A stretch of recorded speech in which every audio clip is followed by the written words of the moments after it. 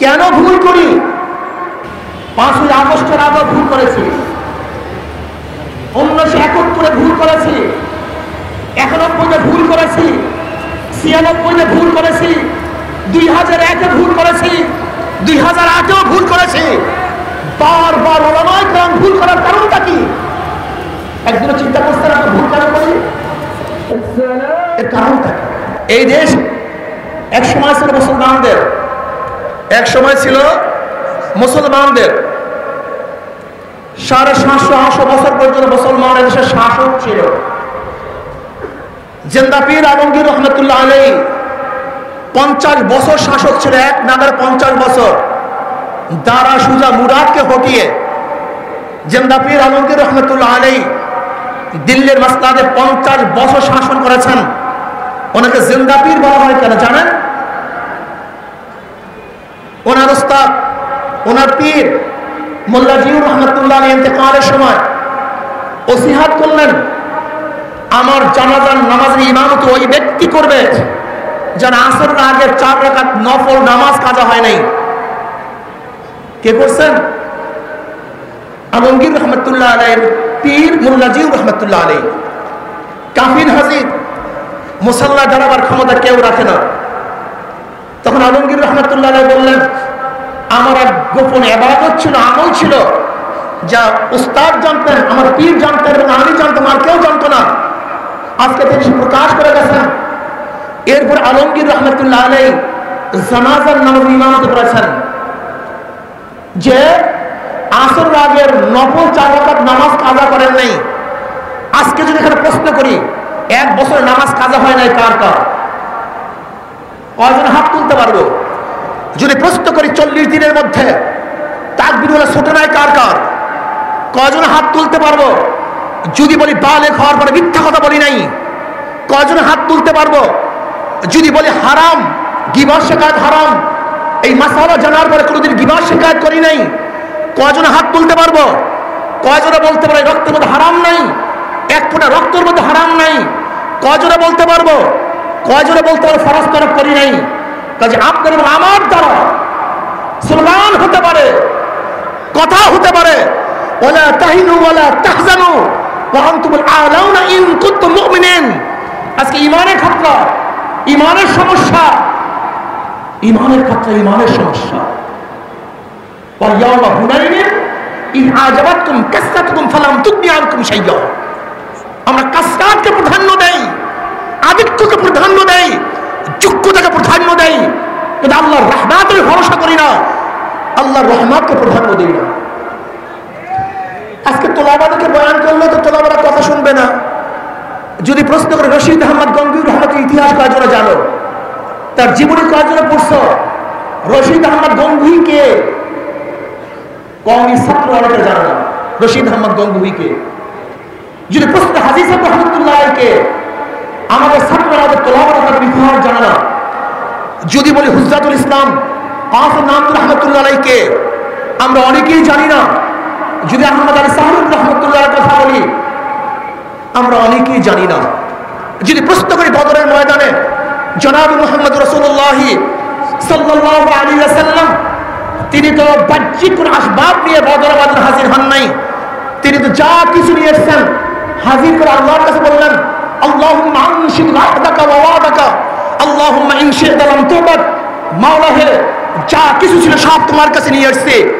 আমাদের সংখ্যায় কোনো সৈন্য নাই, ঘোড়া নাই, তলোয়ার নাই, ঢাল নাই, নাই কোনো আসবাব, কিন্তু তোমাদের কাছে তোমার কাছে নিয়ে আসছি। আমার কাছে যা ছিল তাই তোমার কাছে নিয়ে আসছি। যদি তুমি ইচ্ছা করো আমাদেরকে ধ্বংস করতে, তাহলে তোমাকে ডাকার মতো কেউ থাকবে না, রুকু দেওয়ার মতো কেউ থাকবে না, তোমাকে সিজদা করার মতো কেউ থাকবে না, তোমার সামনে দাঁড়াবার মতো কেউ থাকবে না। ইন শি'তা লাম তুবাদ। তুমি যদি চাও গোটা দুনিয়ার মধ্যে একজন আবাদ না থাকতে, তাহলে আমরা যারা আসছে আমাদেরকে ধ্বংস করে দাও। আর যদি চাও তোমাকে আল্লাহ বলার মতো লোক কেউ থাকুক, তোমার নাম জপার মতো কেউ থাকুক, তোমার সামনে দাঁড়াবার মতো কেউ থাকুক, তোমার সামনে নত হয়ে রুকু দেওয়ার মতো কেউ থাকুক, তোমার 4 আঙ্গুল কপাল তোমার কুদরতি পায়ের মধ্যে ঠেকাবার কেউ থাকুক, তাহলে আজকে আমাদেরকে বিজয় দান করো, আমাদের ধ্বংস করো না। তিনি একমাত্র ভরসা করেছেন কার উপরে? আল্লাহর উপরে। আমরা ভরসা করি কার উপরে? মানুষের উপরে। আসবাবের উপরে সমস্যা চিহ্নিত করেন উলামায়ে কেরাম। জনাব মুহাম্মদ রাসূলুল্লাহ সাল্লাল্লাহু আলাইহি ওয়াসাল্লামের জমানার সাহাবারা কেন বিজয় হয়েছিলেন আর আমরা কেন বিজয় হতে পারছি না, এই চিহ্নিত করেন। যতক্ষণ পর্যন্ত তাকওয়া ভিতরে না আসবে, ওয়ালাউ আন্নাহা লাল কুরআন ওয়াত্তাকাউ লাফাতাহনা আলাইহিম বারাকাতিন মিনাস সামাই ওয়াল আরদ। যদি বস্তিবাসী, ওই গ্রামবাসী, ওই থানার লোকগুলি, ওই জেলার লোকগুলি, ওই দেশের লোকগুলি ঈমান ও তাকওয়া অর্জন করত, লাফাতাহনা আলাইহিম বারাকাতিন মিনাস সামাই ওয়াল আরদ, আমি আসমান এবং জমিনের সমস্ত বরকতের দরজা খুলে দিতাম। দেখেন আল্লাহ রাব্বুল আলামিন কি বলেন, ইন তাত্তাকুল্লাহ ইয়াজআল লাকুম ফুরকানা ওয়া ইউকাফির আনকুম সাইয়্যাতিকুম। কত চমৎকার কথা। একদিন গবেষণা করেছেন, ইন তাত্তাকুল্লাহ ইয়াজআল লাকুম ফুরকান, যদি তোমরা আল্লাহকে ভয় করো, আল্লাহ কি দান করবেন? ফুরকান দান করবেন। কি দান করবেন? মা মানাল ফুরকান। ফুরকান কি জিনিস? ফুরকান কাকে বলা হয়? ইমতিয়াজি শক্তি, পার্থক্য করার শক্তি। বুঝাতে পারি নাই কি করব, কি করব না, কি উচিত, কি উচিত না, কোন দিকে যাব, কোন দিকে যাব না, কোন সিদ্ধান্ত নেব, কোন সিদ্ধান্ত নেব না, এটা তোমার কিছু করার দরকার নেই, আল্লাহর তরফ থেকে আসবে। কার তরফ থেকে? ইন তাত্তাকুল্লাহ ইয়াজআল লাকুম ফুরকানা ওয়া ইউকাফির আনকুম সাইয়্যাতিকুম। আজকে আমরা ভুল করি কেন বারবার? কেন ভুল করি? 5ই আগস্টের আগে ভুল করেছি, 1971 ভুল করেছি, 91 ভুল করেছি, 96 ভুল করেছি, 2001 ভুল করেছি, 2008 ভুল করেছি। বারবার উলামায়ে কেরাম ভুল করার কারণটা কি? একদিনও চিন্তা করছেন আমরা ভুল কেন করি? এর কারণটা কি? ইন তাত্তাকুল্লাহ ইয়াজআল লাকুম ফুরকান। যদি আল্লাহকে ভয় করো, আল্লাহ কি দান করবেন? ফুরকান দান করবেন। আমরা ইলমের উপর নির্ভর করি, তাকওয়ার উপর নির্ভর করি না। আমরা জানার উপর নির্ভর করি, আল্লাহর ভয়ের উপর নির্ভর করি না। খোদার কসম করলাম, তোলাবায়ে ইলম উলামায়ে কেরাম, যদি ইলমের উপর ভরসা করো, ইলম যদি তোমাকে মুক্তি দেয়, তো ইলম শয়তানকে মুক্তি দিতে পারলো না কেন? শয়তানের ইলম কম ছিল, কেন মুক্তি দিতে পারে নাই? একদিন চিন্তা করছো শয়তানকে, শয়তানের ইলম কেন মুক্তি দিতে পারে নাই? যদি শয়তানকে ইলম মুক্তি দিতে না পারে, তা ইলম তোমাকে আমাকে মুক্তি দিতে পারবে না। যদি ইলম মুক্তি দিতে পারে, আবুল ফজল ফয়জিকে কেন মুক্তি দিতে পারলো না? ইলম যদি মুক্তি দিতে পারত, তা সাহেব আজিজুল হক, যিনি হযরত সিদ্দিক আয়েশার খতিব আজম সিদ্দিকুল্লাহ সাহেব রাহমাতুল্লাহ আলাইহি, হাম সবকে একই সবকের, একজন ফার্স্ট হতেন, একজন সেকেন্ড আর একজন ফার্স্ট। সাহেব আজিজুল হক প্রায় ফার্স্ট হতেন। এনাকে কেন ইলম মুক্তি দিতে পারলো না? বাঁচাতে পারলো না কেন ইলম? তাকে কেন মুক্তি দিতে পারলো না? তোলাবা মাথা ঠিক করো, জেহেন ঠিক করো। মূলের থেকে অনেক দূরে চলে গেছি। আহলে দেওবান কি জিনিস তুমি জানো? আহলে দেওবান কাকে বলে জানো? হুজ্জাতুল ইসলাম কাসিম নানভী রাহমাতুল্লাহ আলাইহি ফজরের সময় কুলিগিরি করার জন্য রেল স্টেশনে যেতেন। ছাত্ররা আসবে, তাদের খেদমত করব, তাদের বোঝা মাথা বহন করে নিয়ে আসবো। এর নাম আহলে দেওবান। তুমি আহলে দেওবান সম্পর্কে চিনো? আহলে দেওবান কি? 3টা জিনিসের সামান্য আহলে দেওবান হয়: ইলম, আমল, তাসাউফ।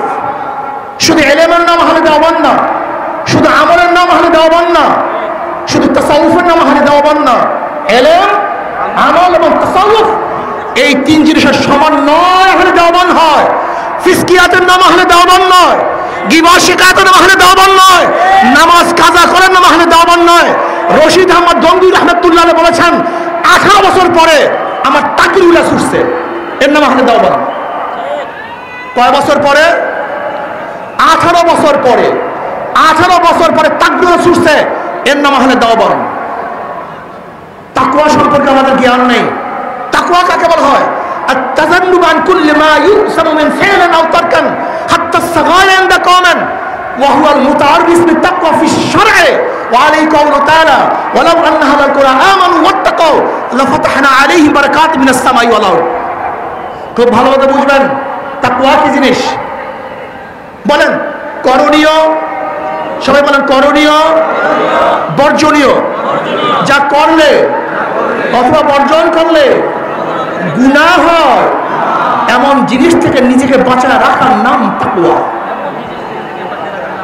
আজকে করণীয় বর্জনীয় হাজারো গুনাহ আমরা করি, হাজারো গুনাহ করি, অথচ আমাদের মধ্যে নিজেদেরকে দাবি করি আমরা এইটা আমরা সেইটা। মনে রাখতে হবে যতক্ষণ পর্যন্ত তাকওয়া পয়দা না হবে ততক্ষণ পর্যন্ত জাতি বারবার হুজুট খাবে, বারবার স্লিপ কাটবে, বারবার ভুল সিদ্ধান্ত গ্রহণ করবে, সঠিক সিদ্ধান্ত গ্রহণ করতে পারবে না। জনাব মুহাম্মদ রাসূলুল্লাহ সাল্লাল্লাহু আলাইহি ওয়াসাল্লামকে আল্লাহর নবীকে কেন দুনিয়াতে পাঠাইছেন? হ্যাঁ, খুব ভালো মতো বুঝবেন। জনাব মুহাম্মদ রাসূলুল্লাহ সাল্লাল্লাহু আলাইহি ইন্নাকা আলা খুলুকিন আযীম, ইন্নাকা আলা খুলুকিন আযীম, সর্বশ্রেষ্ঠ চরিত্র, সর্বশ্রেষ্ঠ আখলাক, সর্বশ্রেষ্ঠ চরিত্র দিয়ে নবী আলাইহিস সালাতু ওয়াস সালাম আল্লাহ পাক দুনিয়াতে প্রেরণ করছেন। কাজে চরিত্রকে গঠন করেন, আখলাককে তামির করেন, তাকওয়া অর্জন করেন, খোদা ভীতি অর্জন করেন। যদি আখলাকি হন, খোদাকে ভয় করেন, আল্লাহ পাক রব্বুল আলামিন আমাদের সবাইকে বিজয় দান করবেন। আল্লাহ আমাদের সবাইকে এক ও ন্যাক হয়ে কাজ করার তৌফিক দান করেন।